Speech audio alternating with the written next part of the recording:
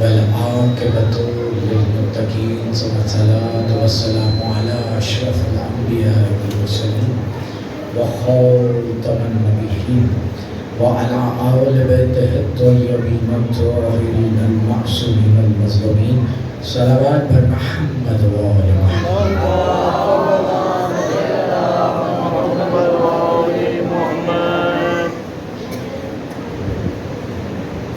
أما بعد فقد قال سبحانه وتعالى في كتابه المجيد بسم الله الرحمن الرحيم تبارك الذي بيده الملك وهو على كل شيء قدير صلوات بر محمد وآل محمد.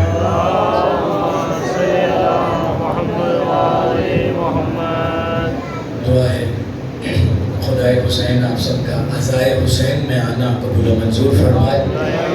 دعا ہے آپ کو اس مجلس کی برکتیں، سعادتیں، رفتیں، عظمتیں حاصل ہوں. حاضرین مجلس میں جو حسین سے جتنی محبت کر رہا ہے پروردگار حسین کا اتنا صدقہ اس عزادار کو عطا فرما.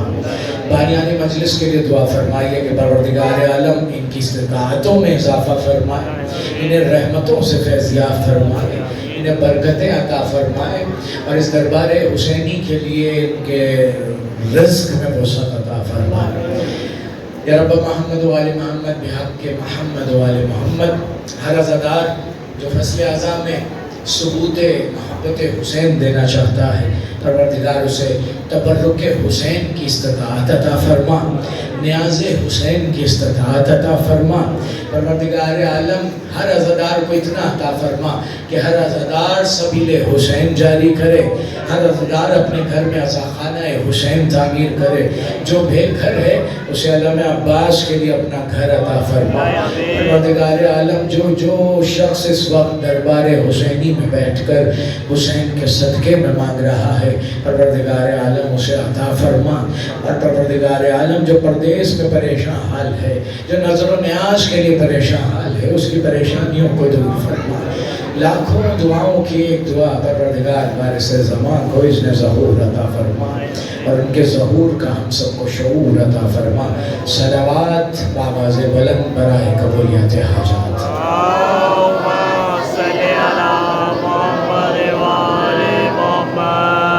انتہائی واجب الاحترام عزاداران امام حسین علیہ السلام اور وہ بچے، وہ نوجوان جن کا بطور ذاکر حسین میں شکر گزار ہوں کہ آپ آتے ہو، مجلس میں آگے بیٹھتے ہو. یہ مجلس میں آنا، آپ کو بلانا، بچوں کا بیٹھنا، جوانوں کا بیٹھنا، بڑوں کا بیٹھنا، یہ حکم ہے اور یہ اذن ہے جناب فاطمہ زہرا سلام اللہ علیہ.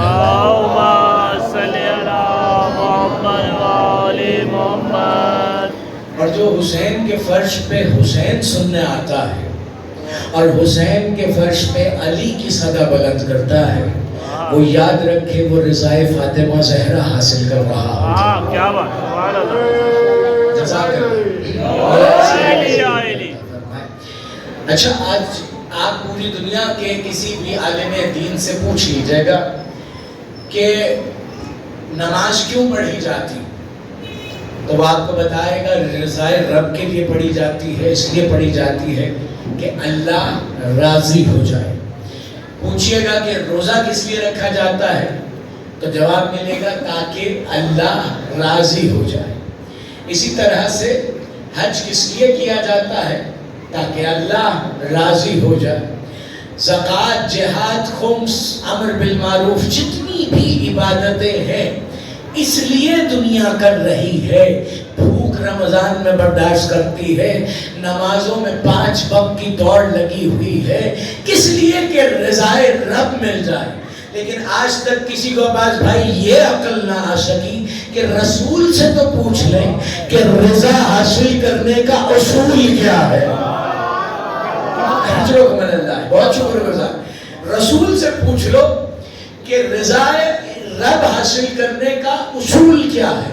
اور جب رسول سے پوچھا جائے گا، اور پوچھا گیا تھا کہ اللہ راضی کیسے ہوتا ہے، اب میں دیکھتا ہوں کہ کس کے چہرے پہ رضائے الہیہ کی مسکراہٹ آتی ہے. جب نبی سے پوچھا گیا تھا کہ اللہ راضی کس سے ہوتا ہے، تو محمد نے کہا تھا جس سے فاطمہ راضی ہوتی ہے اللہ. سلامت رہے، آباد رہے، سلامت رہے. مولا صحت زندگی، وقار بھائی مولا سلامت رکھیں. عباس بھائی، جتنے بھی میرے یہاں محترم بیٹھے ہیں، خصوصاً ارتضیٰ ہمارے ماتمی ہیں، ان کے والد کے لیے دعا فرمائیے. اختر زیدی صاحب ہمارے بڑے قریبی بھی ہیں اور مولا کے عزادار بھی ہیں. ان کے لیے دعا کیجئے کہ مولا انہیں صحت کاملہ و عاجلہ عطا فرمائے، اتنی صحت دیں کہ وہ دوبارہ مجلسوں تک آ سکیں. ہر کسی کو کبھی طاقت مانگنی ہو تو اس معرفت سے مانگے کہ حسین اتنی طاقت دے کہ مجھے ماتم کی طاقت مل جائے. معصوم کا فرمان موجود ہے کہ حسین کی مجلس میں آ کر شرمایا نہ کرو، کیونکہ غیرت جو ہے نا، بعض دفعہ انسان کو غیرت روک دیتی ہے. غیرت کیا ہے؟ جوہر بشریت ہے. انسان کا ایک خاصہ ہے کہ غیرت ہونی چاہیے، اور اگر کہیں سے ایک بار نہ ملے تو انسان کو غیرت آ جاتی ہے، وہ دوبارہ اس سے نہیں مانتا ہے. لیکن یہاں پہ میں جو جملہ آپ کے حوالے کرنا چاہتا ہوں کہ غیرت ہمیشہ غیر سے آتی ہے. غیرت ہمیشہ غیر سے آتی ہے، اور اسی غیر کو غیر المغضوب بھی کہا جاتا. لیکن در حسین کے لیے کہا گیا ہے کہ جب مجلس حسین میں آؤ، میں نوجوانوں کو پیغام دینا چاہتا ہوں، جب مجلس حسین میں آیا کریں تو آ کر اگر مصائب ہو رہے ہیں تو مانگا کرے کہ پروردگار ایک آنسو حسین کے نام کا عطا فرما. اور جب ذکر علی ہو رہا ہو تو پروردگار سے کہو پروردگار وہ تبسم عطا فرما جو سجدوں کی پہچان کہلاتا.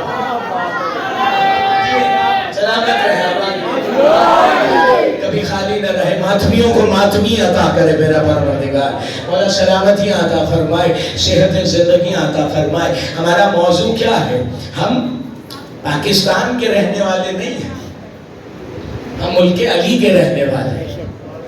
کبھی خود پہ یہ فخر محسوس کیا کریں.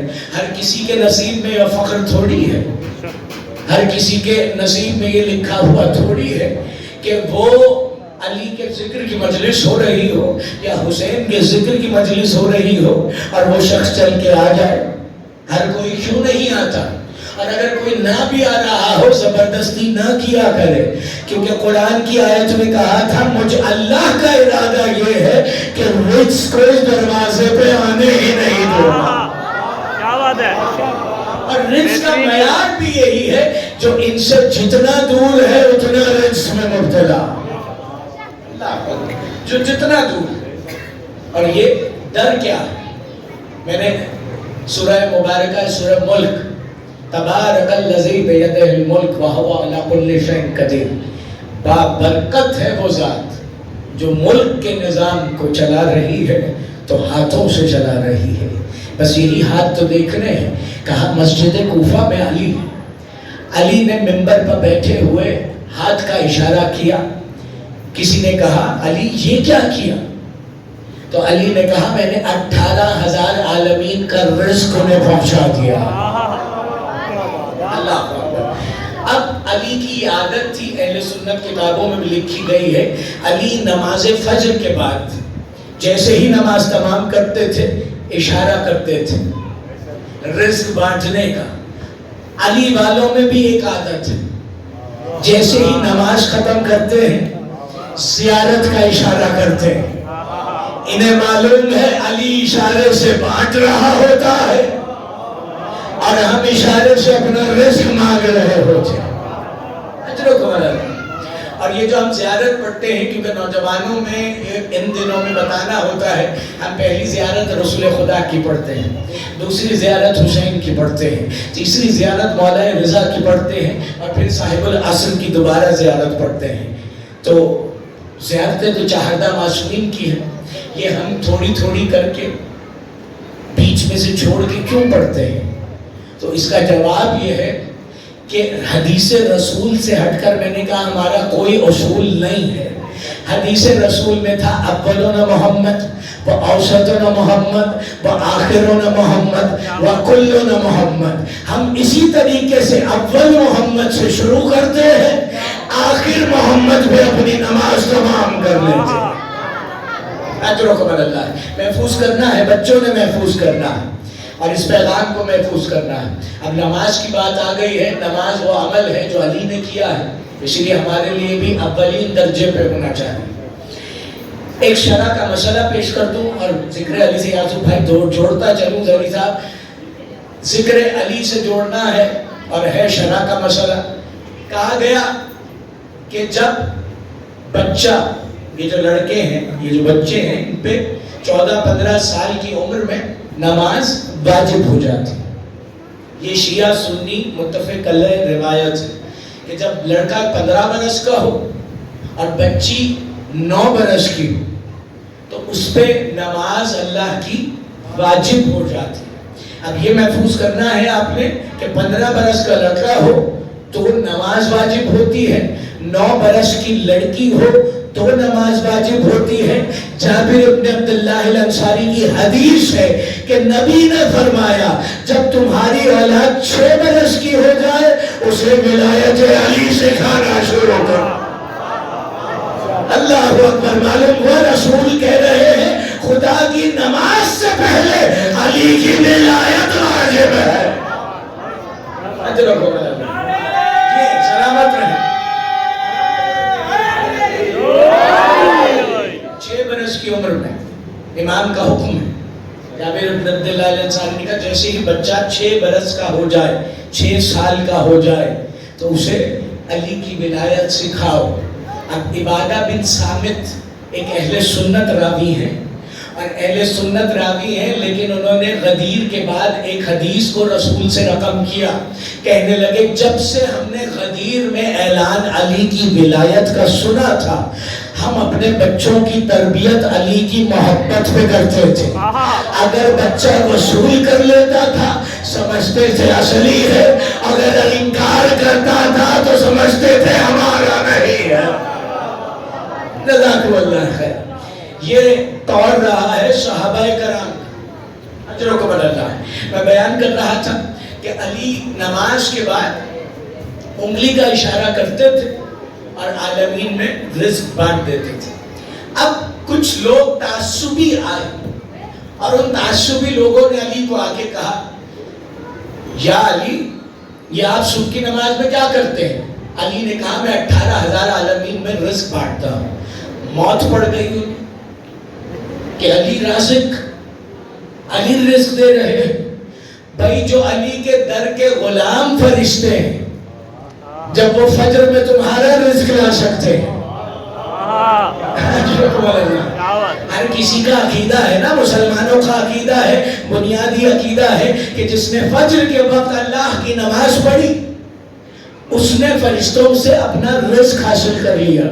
ذرا فرشتوں سے پوچھو وہ اپنا رزق کہاں سے لیتے ہیں؟ اللہ اکبر۔ آج ذرا سستی نظر آ رہی ہے، میں چاہتا ہوں آپ کی آوازیں ذکر علی پہ بلند ہو، اور ابھی ہوں گی انشاءاللہ ہوں گی۔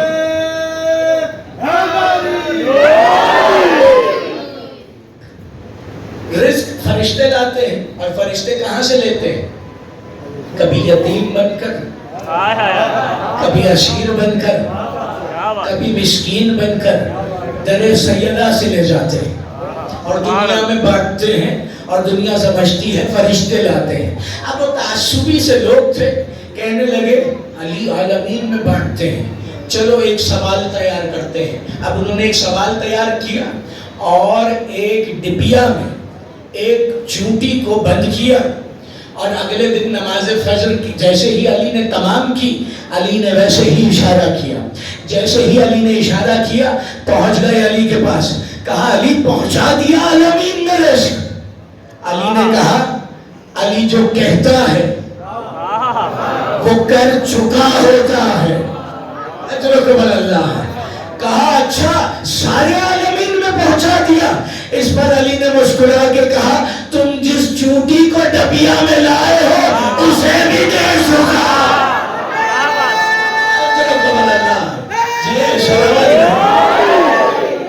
یہ تبسم ولایت آپ کے چہروں میں باقی رکھے. جزاک اللہ.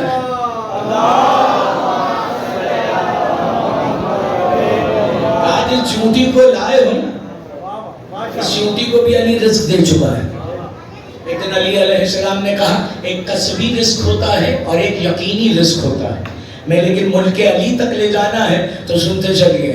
کہا ایک کسبی رزق ہے، کسب کرنا یعنی کہ روزگار کر کے حاصل کرنے والا رزق، اور ایک ہے یقینی رزق جو ہر شخص کو مل کے رہتا. علی نے یہ بیان دیا، مردودوں کو موت پڑ گئی اور مردود چل کے آئے. کیونکہ علی کا جو منکر ہے نا اسی کے لیے تو کہا جاتا ہے مر گیا مردود نہ فاتحہ نہ درود. یہ کہاوتیں علی کے گھرانے سے چلی ہیں. وقت ملا اور بات اس میں آ گئی تو میں ضرور پیش کرتا رہوں گا. کہا موت پڑ گئی سن کے. کہا علی یہ آپ نے کیا کہا کہ ایک کسبی رزق ہے ایک یقینی رزق ہے، کہ ایک رزق کمانا پڑتا ہے ایک رزق مل کے رہتا ہے. کہا بحث کی انہوں نے اور چلے گئے. اگلے دن سوال بن کے لائے. کہا علی بتائیں اگر کوئی شخص ایک کمرے میں بند ہے، کھڑکیاں بند ہیں، دروازے بند ہیں، ہر جگہ سے وہاں کا رابطہ بند ہے، باہر پہرے دار بیٹھے ہوئے ہیں، تو ایسے شخص کو بھی یقینی رزق ملے گا؟ علی نے کہا بتا اسے موت مل سکتی ہے؟ کہا موت مل سکتی ہے. کہا جسے موت مل سکتی ہے اسے رزق بھی مل سکتی ہے.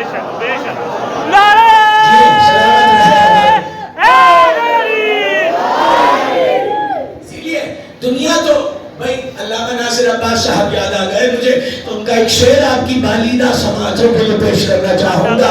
وہ یہ شعر بہت پڑھا کرتے تھے اور کہا کرتے تھے کیوں جلتے ہو علی کے کمالات دیکھ کر، عزت خدا بھی دیتا ہے اوقات ہے. سلامت رہے آباد رہے.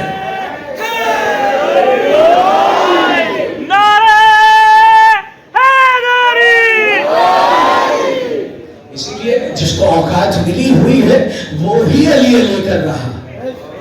جس کو عزت ملا ہوا ہے، اور عزت نہیں ہے یہ سرٹیفکیٹ ملا ہوا ہے کہ یہ خود بھی پاک ہے اس کا شجرہ بھی پاک. یہ سلامت ہے. یہ پاک لوگوں کا کام ہے علی علی کرنا. اللہ اکبر.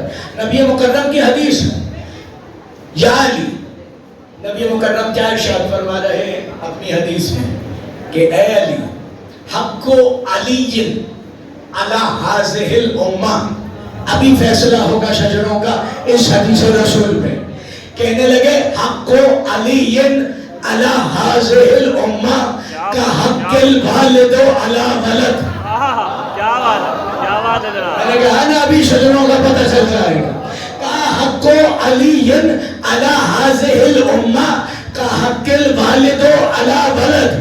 کہا علی کا حق میری امت میں ایسا ہے جیسا ایک باپ کا اس کی اولاد میں ہوتا ہے، جیسے ایک باپ کا اس کی اولاد میں ہوتا ہے. تو اب سمجھ میں آیا یہ جو ملنگ گلی گلی جا کے نعرے لگاتا ہے کہ جو علی کا نہیں ہے اپنے باپ کا نہیں. یہ سلامت رہے آباد رہے.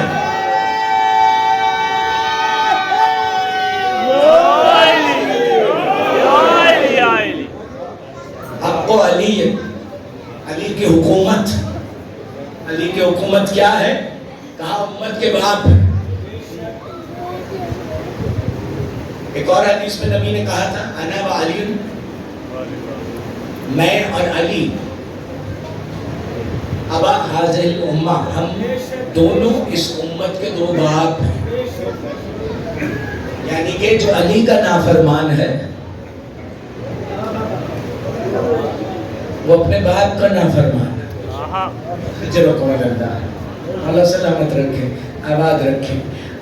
ملک علی یہ جو بسا ہوا ہے، علی کے ذکر سے سجا ہوا ہے، اس ملک علی میں اختیارات علی پہ بہت سے چہروں پہ شکن پڑتی ہے، اور یاد رکھیے گا یہ شکن اس کی نہیں ہوتی، اس کے شجرے کی شکن ہوتی ہے۔ بھائی سیدھی سی بات کرنے کی ضرورت ہے، ہم بات کر رہے ہیں ملک علی کی۔ ملک علی کس وقت شروع ہوا؟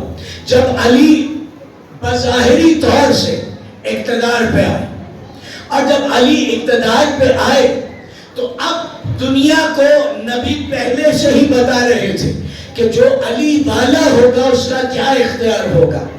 کہا 10ویں درجے پہ تھے سلمان، 10ویں درجے پہ سلمان۔ سلمان کے لیے کہا جاتا ہے کہ اللہ نے ان سے بڑا درجہ بنایا ہی نہیں،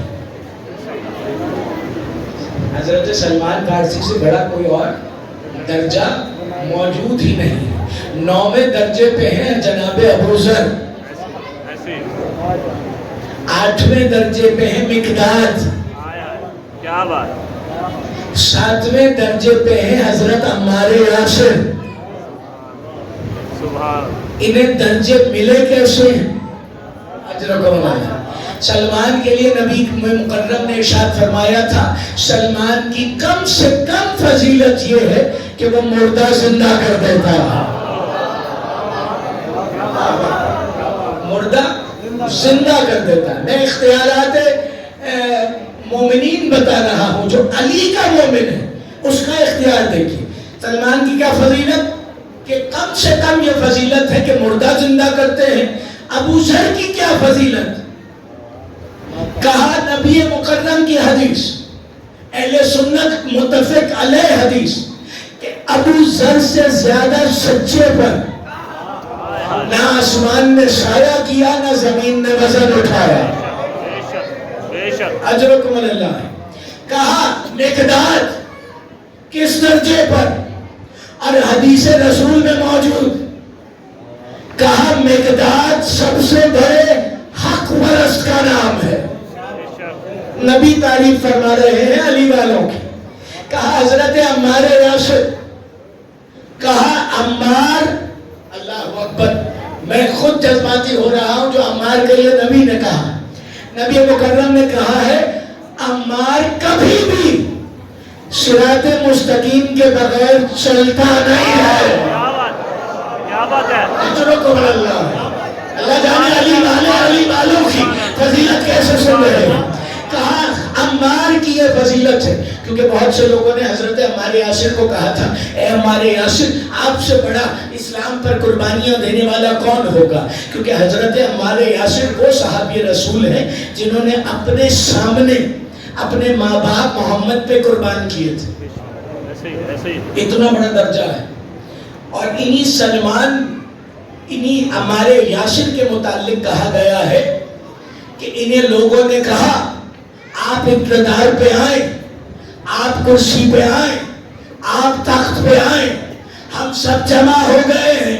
انہوں نے کہا تم حدیث رسول بھول گئے ہو، مجھے حدیث رسول یاد ہے۔ رسول نے کہا تھا جب پوری دنیا ایک طرف ہو اور دوسری طرف علی ہو تو وہی جانا جہاں میرا علی ہو۔ کیا بات ہے، کیا بات ہے۔ جی سلامت رہے آباد۔ وہاں جانا جہاں میرا علی موجود۔ اللہ اکبر۔ یہ ہے وہ صحابی۔ اور حجر بن عدی، اللہ اکبر، یہ بھی علی کے عاشق۔ اور اتنا بڑا آج سے 10-12 برس پہلے ثبوت دنیا کو ملا ہے کہ جو علی والا ہے وہ جیسے ہی دنیا سے جاتا ہے وہ مسکرا رہا ہوتا ہے۔ کہا حجر بن عدی کی ملونوں نے جب قبر کشائی کی تو کیا دیکھا ہے، آج بھی حجر بن عدی ولایت کی مسکراہٹ سے ظاہر ہوئے ہیں۔ کسی کو شک ہے تو وہ گوگل پہ جا کے سرچ کر لے حجر بن عدی۔ ایک لفظ ہے حجر اور ایک لفظ ہے حجر۔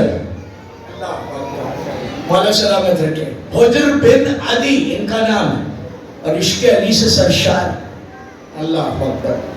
ایسے ایسے علی والے گزرے.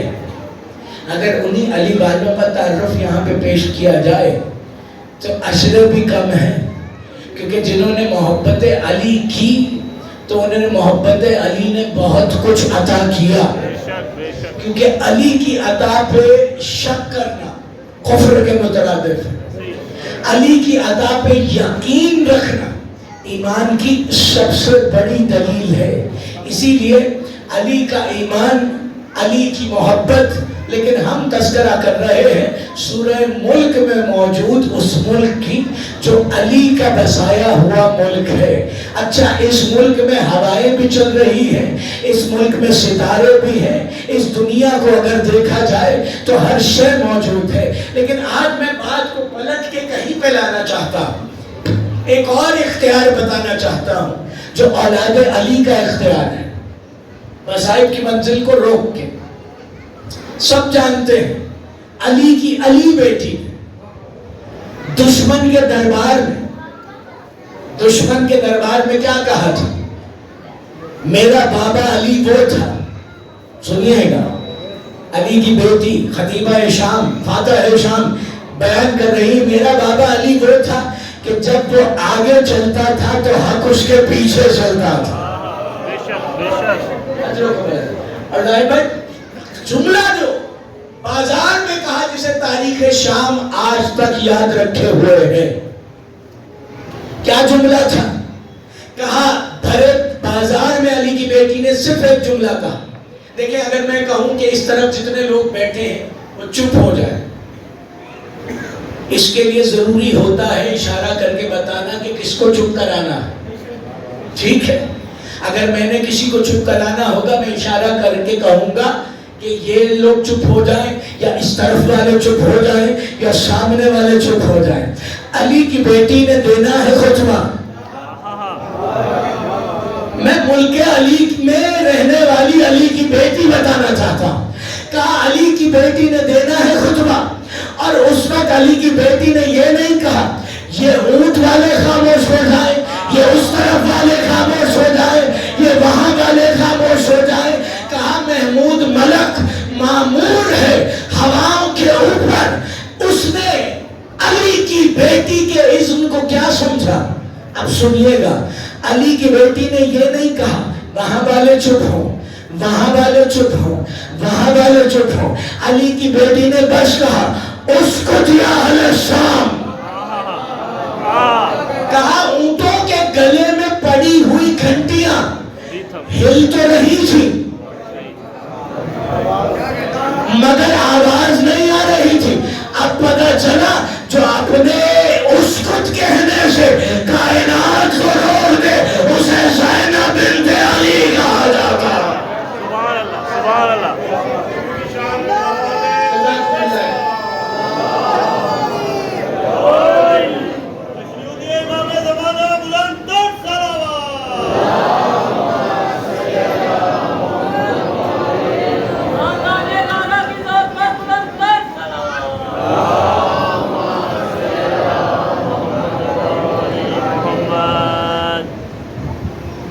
آگئے نا اس پاک ذکر تک. اب آپ جانتے ہیں اس بی بی کا ایک لقب ہے ثانیہ زہرا، ثانیہ فاطمہ زہرا. جناب سیدہ کے لیے کیا تھا؟ اگر علی نہ ہوتے تو کوئی ان کا کف نہ ہوتا. اسی طرح یہ عقد میں گئی ہیں جناب عبداللہ ابن جعفر طیار کے. کون ہے جناب عبداللہ؟ تھوڑا سا ان کا تذکرہ آپ کی سماعت کی نظر کرنا ہے تاکہ اس عشرہ محرم میں ہمارے نوجوانوں کو پتہ چلے کہ کن کن ہستیوں کی محنت ہے.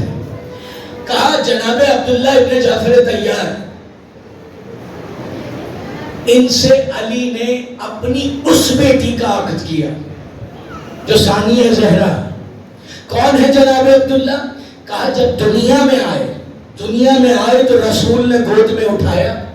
اب پتہ نہیں کون اس جملے کو کیسے سمجھے گا. کہا رسول نے گود میں اٹھایا.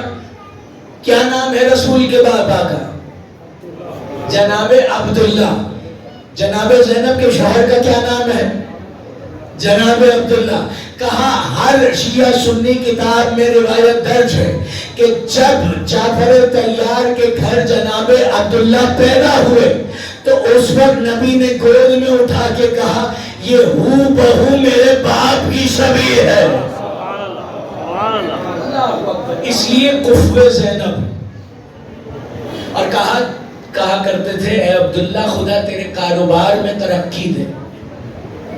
آپ جانتے ہیں بنی ہاشم کی ساری تجارت جناب عبداللہ نے سنبھالی ہوئی تھی.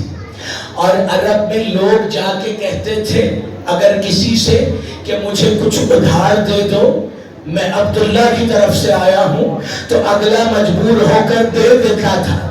اور اگر عبداللہ کے سامنے فہرست آتی تھی تو عبداللہ پوچھتے نہیں تھے کس نے کتنا لیا تھا.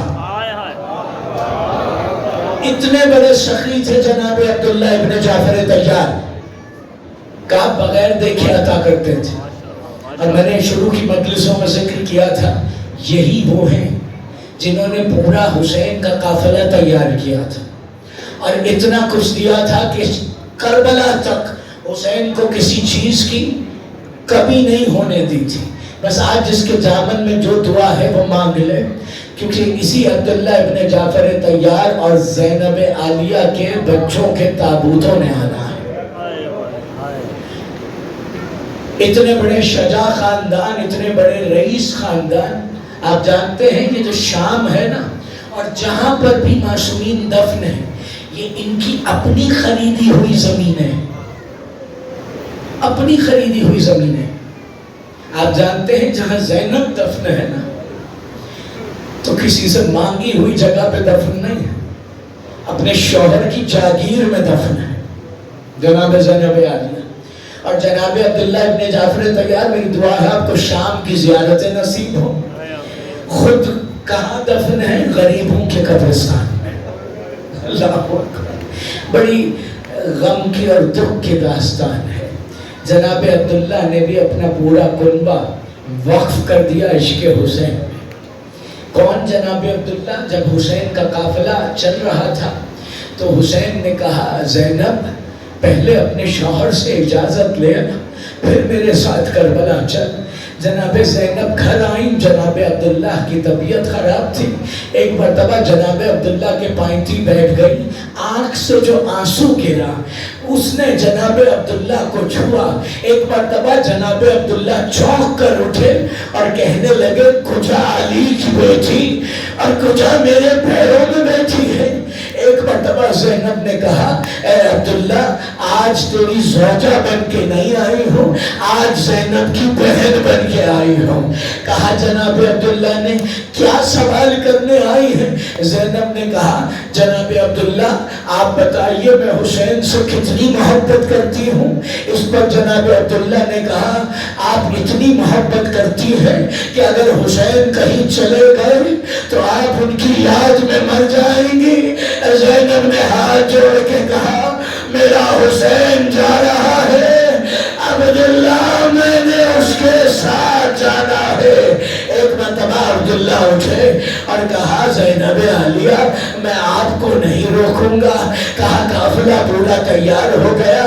روایتوں میں جملہ ہے کہ جب قافلہ چلنے لگا جناب عبداللہ آئے اور آ کر حسین سے کہا اے حسین لمبے سفر پہ جا رہے ہو اور سنت رسول ہے کہ جب لمبے سفر پہ جایا جاتا ہے تو ساتھ صدقہ بھی لے جایا جاتا ہے. تو حسین تیرے صدقے کے لیے میں اپنے بیٹے لے کے آیا ہوں. حسین راستے میں اگر کوئی مشکل آ جائے میری طرف سے آنا محمد کو قربان. اجرکم من اللہ, اجرکم من اللہ. میں ایک جملہ روک کے کہوں. کہا جب جناب زینب کو مولا سجاد شہادت کے بعد بڑا عجیب جملہ ہے. کہا جب جناب زینب کا سید سجاد نے جنازہ اٹھایا نا تو کہا بہشت سب آ گئے, وہی سب آ گئے جو زینب کو سوار کرانے آئے تھے. اجرکم اللہ. کہا عباس بھی آ گئے, علی اکبر بھی آ گئے, کہا سب آ گئے. سجاد نے دیکھا اونو محمد ایک کونے میں کھڑے تھے. सज्जाद ने कहा, ए ओनो मोहम्मद, माँ के जनाजे को कांटा नहीं दोगे? बच्चों ने रो के कहा, ए सैयद सज्जाद, हम सदका है। मैं सदके हो जाऊं और मोहम्मद है।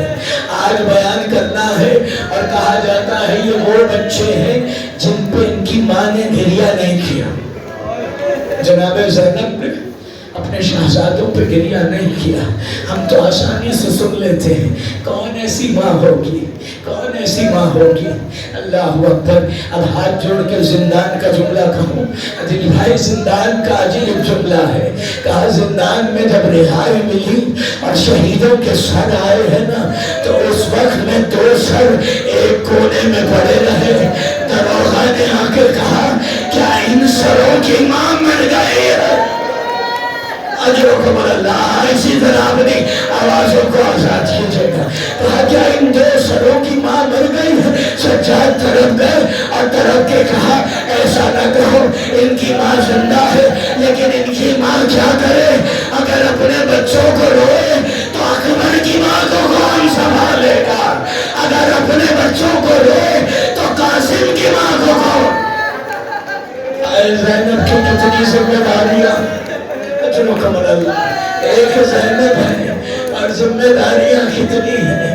कहा गया है मक्तल की किताबों में लिखा हुआ है कि तमाम रात ओनो मोहम्मद इंतजार करते रहे कि कब माँ हमें बुलाएंगी कि आओ मैं तुम्हारी जुल्फे सवार दूं, आओ मैं तुम्हें आशूर के लिए तैयार कर दूं। कहा बच्चे जब भी आते थे तो क्या देखते थे? माँ के खेमे में अकबर बैठा हुआ है। ज़ैनब कभी अली अकबर की जुल्फे सवार रही है, ज़ैनब कभी अकबर को गोद में सुलाए हुए हैं, कभी अकबर से बातें कर रही है। बच्चे तमाम रात खेमे के बाहर टहलते रहे कि शायद हमारी माँ भी हमें बुलाएगी, मेरी माँ बहनें सुन रही है ना, उनके लिए भी है, हो सके तो आज अपनी आवाजों को बुलंद करना, क्योंकि आज पुरसा लेने ज़ैनब नहीं आई है, फातिमा ज़हरा आई है, फातिमा ज़हरा आई है। बस अदादारो। कहा रात का एक पहर हुआ, मेरा कलेजा फट रहा है, लेकिन मैं रिवायत पूरी पढ़ूंगा। कहा रात का पहर हुआ तो एक मर्तबा आवाज आई, और मोहम्मद तुम्हें माँ बुला रही है। बच्चे गए, समझ रहे थे माँ सीने से लगाएगी, माँ माथा चूमेगी, माँ जुल्फे सवारेगी। कहा जैसे ही खेमे में गए, ज़ैनब ने कहा, ओनो मोहम्मद, कल जब मेरे भाई पे तुम कुर्बान हो जाओ और घोड़े से गिरने लगो तो मेरे भाई को आवाज न देना। मेरे भाई हुसैन को आवाज न देना, क्योंकि मेरा भाई सबसे लाशें उठा उठा के पहले ही फजा हुआ। बहुत रोना है, इन शहजादों पे रोना, इस ज़ैनब के बच्चे, इन पे जरा आज जी भर खोल के रोना है, इन शहजादों पे। वाला आपकी उस इबादत को कबूल फरमाए। कहा वक्त आ गया कि ओनो मोहम्मद को इज़्न मिला। कहा महान को हुसैन ने गोद में उठाया, मोहम्मद को अब्बास ने गोद में उठाया, ज़ुल्जना पे सवार किया। बच्चों ने जंग की, ऐसी जंग की कि जाफर तैयार याद आ गए, अली इब्ने अबी तालिब याद आ गए। कहा बच्चे दरिया पे पहुंचे, दरिया फतह किया। अब जो दरिया पे पहुंचे और वहां रुके तो दरिया की ठंडी हवाएं दोनों तक आई, तो दोनों बच्चे फूट फूट के रोने लगे और कहने लगे, काश हम सकीना की मश्क भी ले आते। हमारी बहन प्यासी है, काश हम सकीना की मश्क भी ले आते। इधर जनाब फिजा ने कहा, ज़ैनब मरहबा, तेरे शेरों ने दरिया पे कब्जा कर लिया है।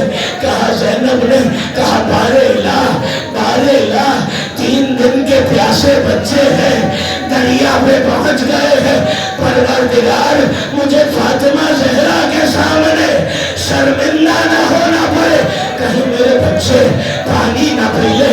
और से कह रहे थे अगर सकीना की मश ले आते तो सकीना छीन दिल से प्यासी है। अजरुकुम अल्लाह। कहा बच्चे अभी इसी कैफियत में थे कि जालिमों को मौका मिल गया। कहा बच्चों को चारों तरफ से घेर लिया, ज़ैनब के बच्चों को चारों तरफ से घेर लिया। जिसके हाथ में पत्थर आया उसने पत्थर मारा, जिसके हाथ में नेज़ा आया उसने नेज़ा मारा। कहा जब बच्चे ज़मीन से ज़मीन पे आने लगे माँ का हुक्म याद आया। कहा क्या हुक्म था कि मेरे भाई का ना बुलाना। कहा घोड़ों से गिरते हुए दोनों बच्चों ने कहा मामू अब्बास। कहा मामू अब्बास आज देखने। कहा इधर अब्बास दौड़ने लगे। अब अजीब जुमला है मक्तल का। हुसैन ने कहा अब्बास तुम न जाओ। कहा आका क्यों? मुझे आन बुला रहा है, मुझे मोहम्मद बुला रहा है। कहा अब्बास तू न जा, तूने दोनों को पाला है और जो पालता है उससे लाशा नहीं होता। अल्लाह है बस ताबूतों को करीब लेके आइए। कहा जो पालता है उससे लाशा नहीं उठाया जाता। मैं कहूँगा ऐ मेरे आका हुसैन अभी कह रहे हो जो पालता है वो लाशा नहीं उठाता। और जब अली अकबर ने आवाज दे के कहा बाबा मेरे कलेजे में बरछे, हुसैन ने कहा अली अकबर परेशान ना हो, तेरा बाबा आ रहा है। बस उन बच्चों के ताबूत आ रहे हैं जिनकी माँ ने शामे गरीबा में न रोई, बाजार शाम में न रोई, जिंदा ने शाम में न रोई,